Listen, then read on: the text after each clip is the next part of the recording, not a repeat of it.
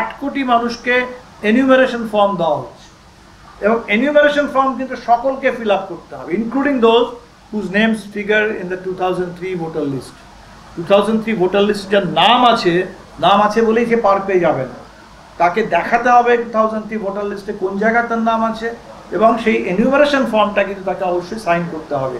Enumeration form যদি sign করে সময় মতো জমা দিতে সেখানে যদি কোনো রকম কোনো গ্যাপ হয় তাহলে তার নামটাও কিন্তু বাদ চলে যাবে ওই ভোটার লিস্ট থেকে। তাহলে ইলেকশন কমিশন যখন এটা টের পেল যে এইভাবে যদি এটা চলে, তাহলে যখন তার 1 মাসের মাথায় যখন ড্রাফট ভোটার লিস্ট বেরোবে তখন অলরেডি দেখা যাবে যে 2 কোটি কি 3 কোটি মানুষ ভোটার লিস্ট থেকে নাম কাটা ফেলেছে। এটা বিরাট বড় একটা ব্যাপার হবে। সেই বড় ব্যাপারটাকে ডিসএনফ্র্যাঞ্চাইজমেন্ট এই যে স্কেলটাকে খানিকটা ঢেকে রাখার জন্য, খানিকটা ডেফার করার জন্য ইলেকশন কমিশন একটা সার্কুলার জারি করেছে। বিহারে একটা বড় অ্যাডভার্টাইজমেন্ট ওখানকার সিইও, চিফ ইলেকট্রাল অফিসার তিনি দিয়েছেন।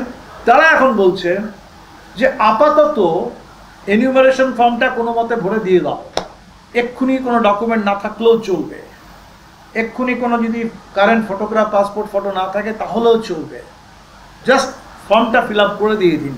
ফর্মটা ফিল আপ করে যে দিয়ে দেবে তার নামটা আমরা ড্রাফট লিস্টে তুলে দেবো।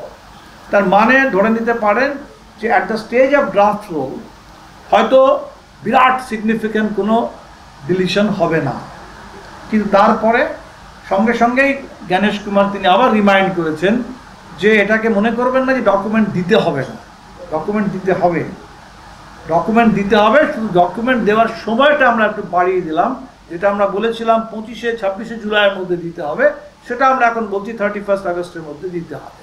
1 মাস আরও টাইম পেলেন।